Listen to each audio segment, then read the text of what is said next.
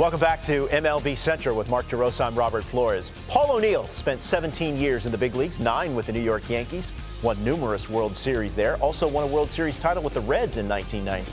He and Jack Curry have written a new book called Swing and a Hit, 9 innings of what baseball taught me, and it's available today wherever books are sold. And look, there he is, Paul O'Neill, who's going to have his number retired later this summer by the New York Yankees. Paul, we appreciate the time. Thanks for joining us. What was the inspiration for this book?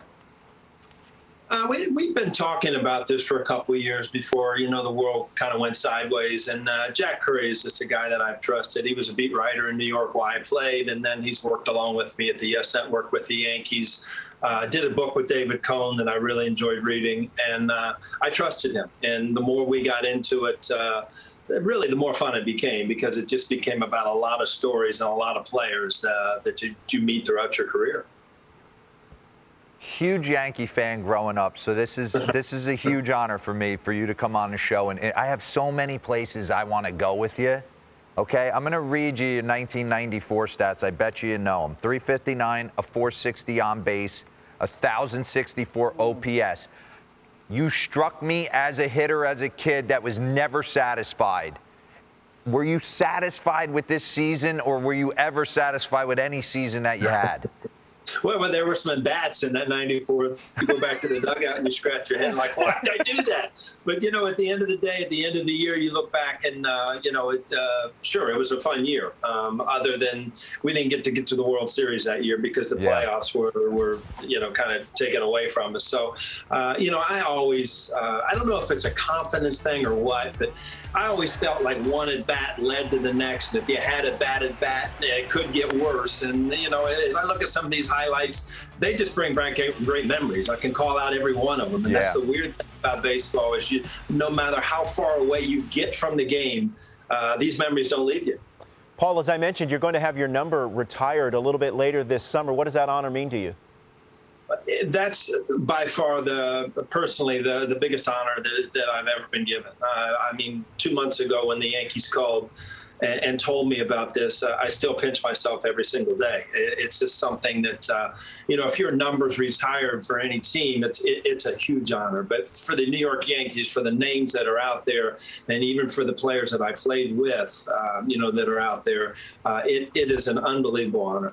Paul, why do you think that you still resonate with Yankee fans? I mean, you've been out of the game for quite a few years, but yet you still hold a special place to, really, I think, not only older Yankee fans, but even newer ones as well. Why do you think that is?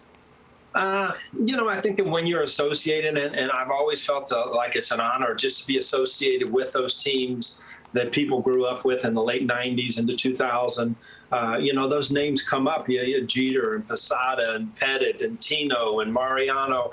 And just to throw your name in the mix, you just feel like, wow, we were part of something special. And looking back, obviously the best years of my life in the game of baseball.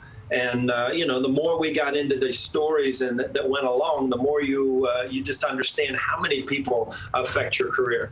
Take me back to standing in right field and having the entire Yankee Stadium chanting, Paul O'Neill. Come on. Let me knock the goosebumps off first. Come on. Again, that's one thing you don't know what to do. And Mark, when you're from your playing days that, you practiced everything that can basically happen on a baseball field.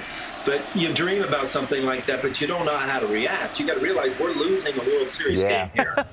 Just, what are you going to do? Sit down and tell Tip your cap? Yeah, at the end of the night, when we had made that unbelievable comeback, it all, kind of sunk in to the point where only in New York, only with the passion of these fans can these things happen.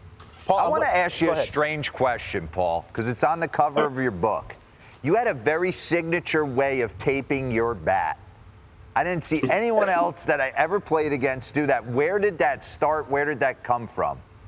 I learned that from Davey Concepcion. Right when I got called up to the major leagues, Davey Concepcion, a great shortstop, part of the Big Red Machine, I saw him meticulously taping his bat one day, and I just got onto it, and you put it to a certain level where it made the barrel look bigger. It gave you a better grip on the bat as far as holding the pine tar. And again, once it works, it's just something that I kept throughout my whole career. Paul, wanted to get your thoughts on the season Aaron Judge is having thus far in light of when you look at the broader view of this is a man that really bet on himself coming into this season. What's your take on Aaron Judge and what we've seen so far? Well, I mean, what he is doing on the baseball field is unbelievable. Just watching him progress the last few years, I mean, his power, his ability to me now to cover all the pitches at the plate. I mean, at the beginning of the year, you saw him take so many pitches away.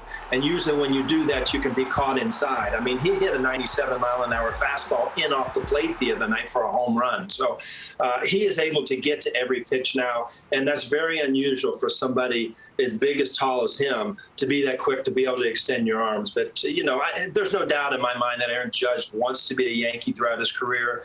I would be very surprised at the end of this great year that he's having that he's not the right fielder opening day next year. All right, I have to bring this up because I don't think people know I was an occasional snapper myself until I took a shin guard and went to fire it and accidentally hit one of my relief pitchers in the face, and it almost came to blows, and I'm like, all right, I got to cool it down.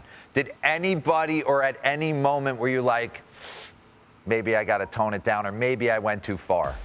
Well, I mean, there are times where you look at these videos and you're like, what are you thinking about? It's just like, but you know what? When you're going through this is your life. It's not Little League Baseball anymore. But I was called into the office one time with Joe Torre, and Bob Watson was our general manager. And, you know, they flat out said, we understand. This can go on, but if you hurt yourself, we're going to have a second meeting in here. So I understood what they meant. I just wasn't very good at getting out of the camera's way. So, again, I think people are wired that way. I'm glad to hear you were the same. Maybe it's a New Jersey thing and being close enough to New York and the intensity, right? Paul, obviously, this is a book that is right in the wheelhouse of every Yankee fan. But for baseball fans that maybe aren't Yankee fans, what would be your pitch to them about this book? Well, I think it's just a life of baseball and how many people affected, and every question that Jack brought me, it became a story, and it brought back memories of players that were there at that time. And it started in Cincinnati, Ohio, being born and raised in the Midwest, watching the Big Red Machine, and then Pete Rose being my first manager. So it wasn't all about the Yankees. It was a progression of what happened, who affected me. Ted Kluszewski's a big part of this book. He was my hitting coach in Cincinnati, an ex, power hitter with the Reds. So how many people affect you in good ways throughout the game? I mean, you come out of high school being drafted, you think you know how to play baseball. And until you get into the minor leagues and you're doing it every single day for 8-9 hours a day, you don't understand what you have to learn in this game and how you have to perfect every skill to be able to go out and play. Do you think you would approach the game differently today, or would you still chase batting average? Do you look at your numbers a little bit differently? Well, you know what? I just hope that, the game is kind of in the middle right now where, so many guys are changing their swing. I mean, I never heard of a launch angle when I play. I heard about hitting a ball hard and how you're comfortable hitting. That was important to me. It'd be frustrating to me now if I was expected to do more power-wise because that wasn't my natural swing. But, you're starting to see guys that, Aaron Judge, for instance, we were talking about, he's hitting well above 300. He's not a one-pitch person where, if you make a mistake, he's going to hit it. If you make good pitches, he's going to strike out. He has evolved into a type of hitter that can cover everything. And that, in my mind, is a true hitter. The book is called Swing and a Hit, 9 Innings of What Baseball Taught Me, Paul O'Neill and Jack Curry. The book is out now, and it's available wherever books are sold. Paul, we appreciate the time. Congratulations on the book, and enjoy the jersey retirement later this summer. I really appreciate it. You guys do a great job. Have a good one. Thank you very much. That's the great Paul O'Neill and his new book, which is out today. That was awesome.